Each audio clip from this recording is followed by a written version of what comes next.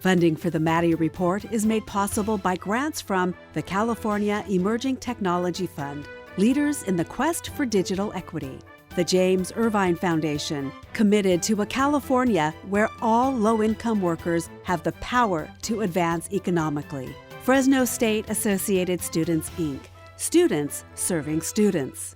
BNSF Railway, moving our economy for 160 years. And The Wonderful Company. The Maddy Report is also made possible thanks to contributions from Harris Ranch Inn and Restaurant and E&J Gallo Winery.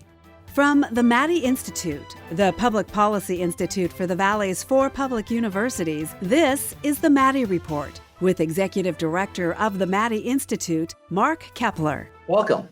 Well, in any state capital, there are those power brokers who work behind the scenes to get things done. Typically, they're only known by those people in the know. Our guest is Rich Ehisen. He's the editor of Capital Weekly, a well-read insider's guide, kind of a go-to for state capital news.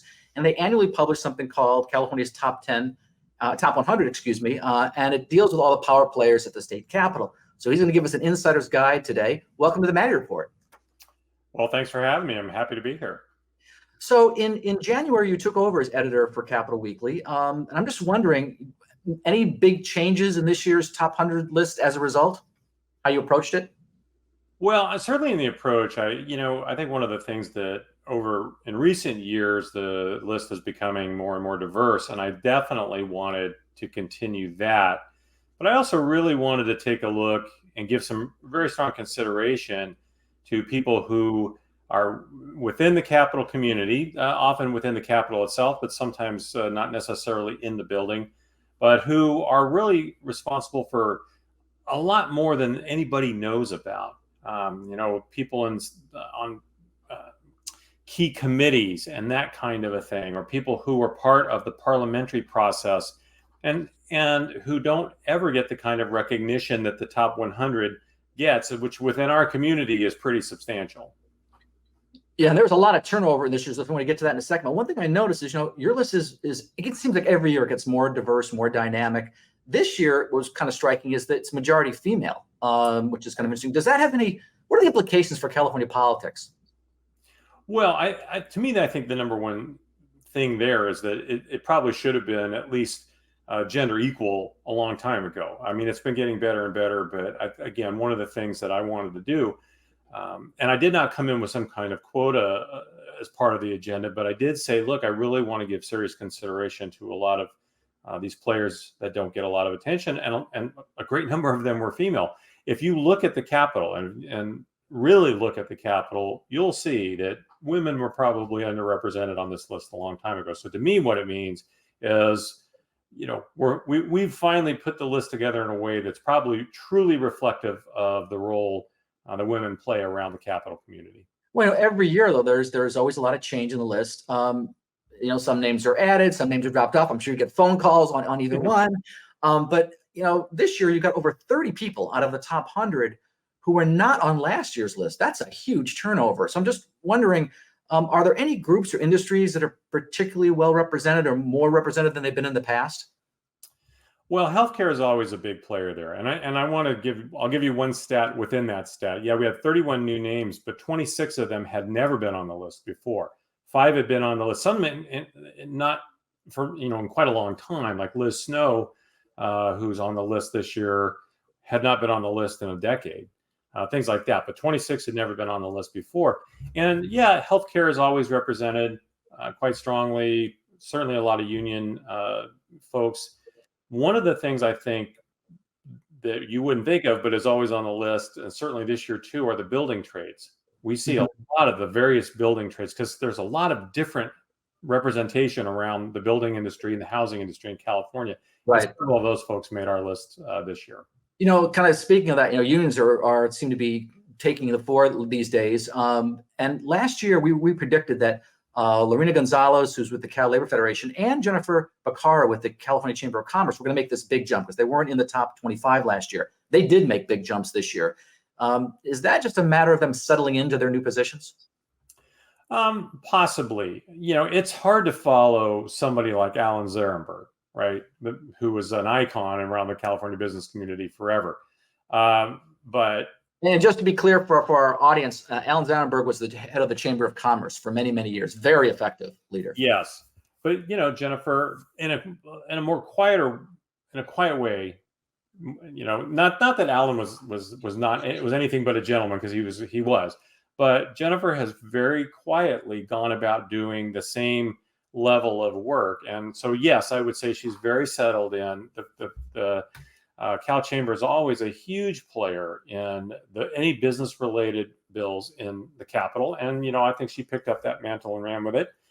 And you absolutely can say the same thing about Lorena. I had numerous people behind the scenes tell me she's actually more effective in her current role than she was as a legislator. Yeah, really something. Yeah, being head of the Cal Labor Federation is a very powerful position. Just a quick shout out to Jennifer Picard. She is a Cal State Bakersfield graduate, just for our audience. We only got about 30 seconds left in the segment, but I did want to ask you about Gabe Pettick with the LAO, Legislative Analyst's Office. That's kind of the go-to place when you're looking at financial issues for the state, usually ranked very high. But I was kind of surprised. He dropped from number 21 last year to number 38 this year. What's the reasoning behind the drop? That was really more a product of moving other people up. They're really, some years the LAO was really, really out front, and so they get a lot of attention. The LAO is always super impactful and super important. That was really more just the process of we moved some other people around and moved them up, and so that's you can't pick some. You got to pick some. Yeah. It's a zero-sum situation. I get it. Up next, we start looking at the top 10 most influential unelected leaders at the state capitol. That conversation in a moment. This is the Maddy Report.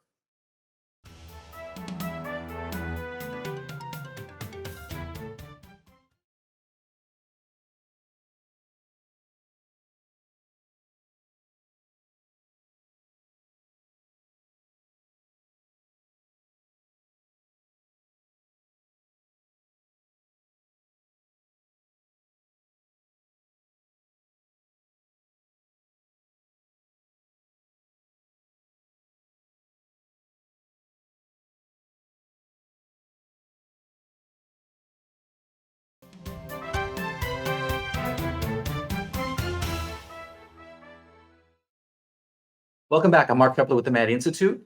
So who are the most powerful unelected leaders at the state capitol? We're talking with Rich Eisen. He is the editor of Capitol Weekly, publishes a very popular annual list of the behind-the-scenes players that everyone should kind of take a look at. We're doing a quick summary on this program. So number 10 is Gail Miller. It's a new name to the top 100 list. She's the Chief Deputy Director of the State Department of Finance.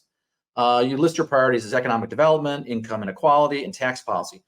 She seems to have come out of nowhere. What is a deputy director? Why is that position so important? Well, I think it's a classic case of somebody, exactly what I was talking about earlier, where somebody who was not well known. As you said, it seems like she came out of nowhere, but she's been around for a long, long, long time. And if you talk to people around the Capitol, they will tell you that she is invaluable in the Department of Finance. And of course, finance is arguably the most powerful and influential and important agency in the state, in the executive branch. Gail is one of those people that she represents the governor on over 100 boards. She is the director's eyes and ears everywhere. He can't be everywhere, so she often is, and she never gets any credit. And I think she got blown away about being on the list this year. I don't know about getting credit or getting a bullseye in your back. I don't know, but he who has the gold or she who has the gold makes the rules, I suppose. Absolutely. But then the next one on the list, number 9, is her boss, Joe. Is it Stephen Shaw? I believe it's the way you say his name. He's the director of the State Department of Finance. So why is he in the top 10? Well, like I said, finance, everything has a money component to it, right? And around the Capitol, it's like Jess Unruh said, money is the mother's milk of politics, right? So he who controls the purse strings, everything has to go through finance at some point or another. So, and look, Joe's another guy who's been around a very long time and is very highly respected. And he is a part of any conversation that Gavin Newsom is having about policy. That's why. Yeah, I mean, the money, it drives everything. We're talking a $300+ billion budget. That's a lot of money. And the way the budget has, and I've been doing this for several years, the way the budget's increased, I mean, it's just incredible over time. Number 8, we've got Wade Crowfoot. He's the governor's secretary for natural resources. Now, you might think that the Department of Natural Resources is kind of a second-tier cabinet post, but that's clearly not the case, is it? Well, it really takes requiring or it really requires, I should say, you understand a little bit about how Newsom land works. Titles and all of these things don't mean a lot in this administration. And what really does matter is who does the governor trust and who does the governor want to hear from across multiple issues. Wade Crowfoot is somebody the governor trusts, and he's somebody who he wants to hear from on multiple issues. And so he's always got a seat at the table. So yeah, that title is one thing, but his impact and his influence. Yeah, but one thing you know in your report, which I didn't know, which was really interesting, was he controls 26 government departments and 25,000 employees. Yes. The other thing I want to do is a quick shout out is all the folks at these we're talking about. Great education and training. I just did have to note that he is a fellow University of Wisconsin grad. He also has a degree from London School of Economics. So I said, okay, at least from an educational standpoint, we can all agree he's got very good academic training. Absolutely. So let's talk about number 7, Jason Elliott. He went down a couple of slots. He was number 5 last year. He's his title is Deputy Chief of Staff, another one of these deputies. But the titles, as you said, don't really matter in the Newsom administration. It's really what they do. So why is he in the top 10? He's another guy who's been around in Newsom land for a long, long time, going all the way back to San Francisco, and he's just a trusted voice. If the governor wants to have somebody weigh in on anything, it's probably going to be Jason Elliott, among others. I mean, there's several that fill that role, but Jason is definitely one of them, and it really does not matter what that issue is. He's going to seek out his counsel on it. But he's been around for a while. It's kind of like Ron Klain with President Biden, was on his staff forever. This guy has been with Governor Newsom since he was mayor of San Francisco. So obviously a very trusted advisor. And trust is a huge thing in any governor's administration, but with Newsom in particular, he's surrounded himself with a lot of people who do go way back and who he feels really understand not just where he's going, which we could talk about if you'd like, but where he's been. And that's really important to him. Yeah, it's also obviously a comfort level as well. Well, up next, we're gonna continue the countdown. We're gonna look at the top 6 through 4 of the most important political unelected leaders at the state capitol. That conversation in a moment. This is the Maddy Report.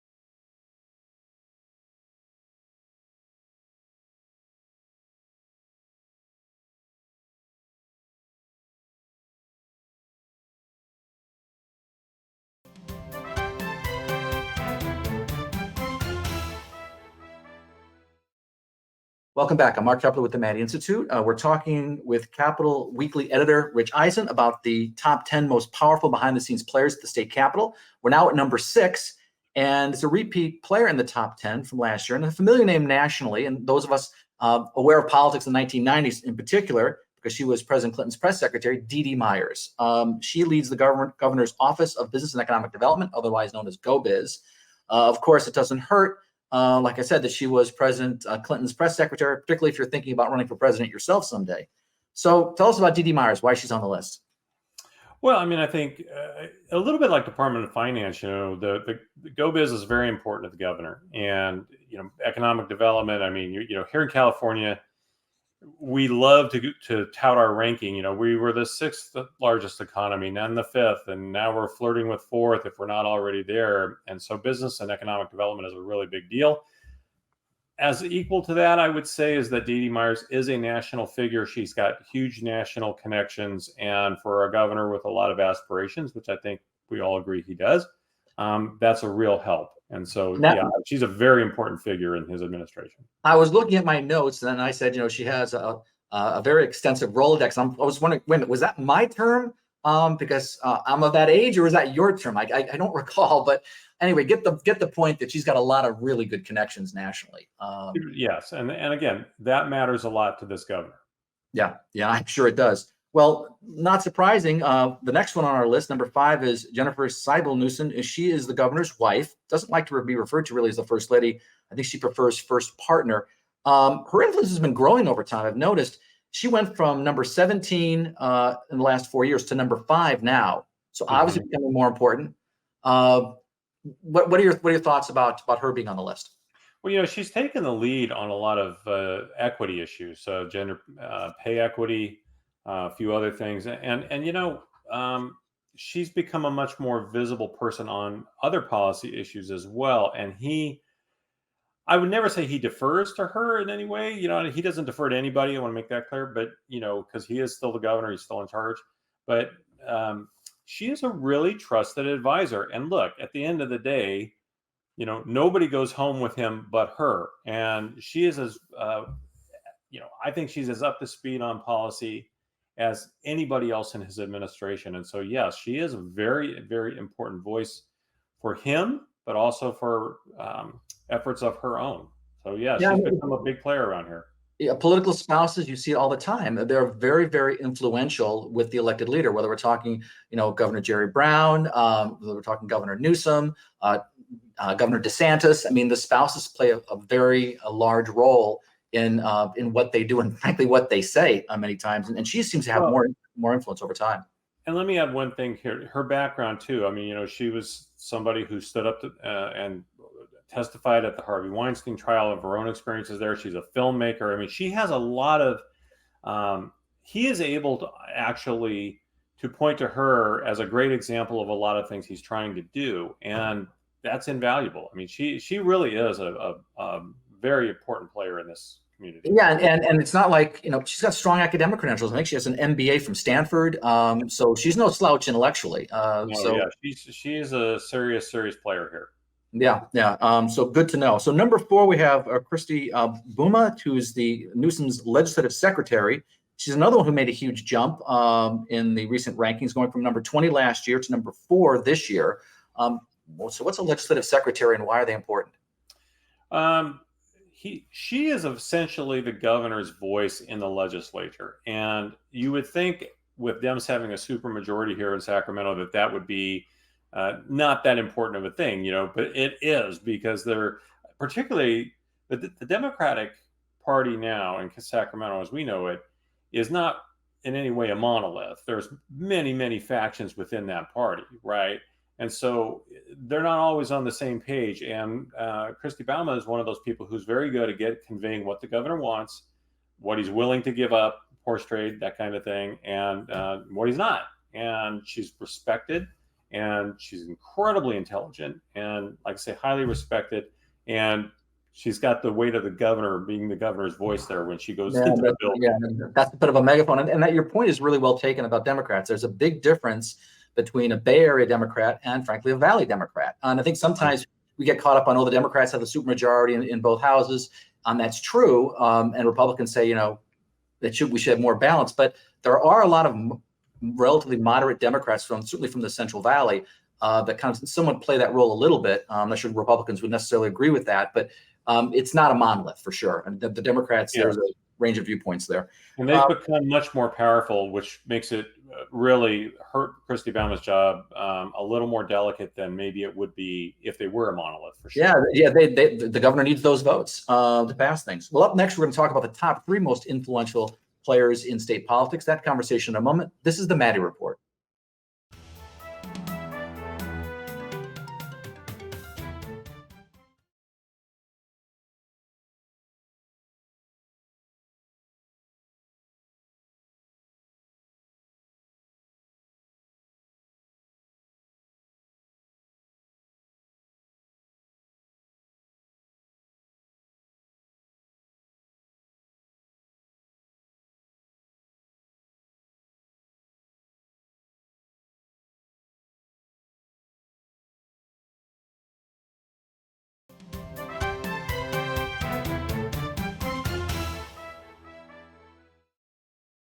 Welcome back. I'm Mark Keppler with the Maddy Institute. We're talking with Capitol Weekly editor Rich Ehisen about the top 10 most influential behind-the-scenes players at the state capitol. We're now in the top 3.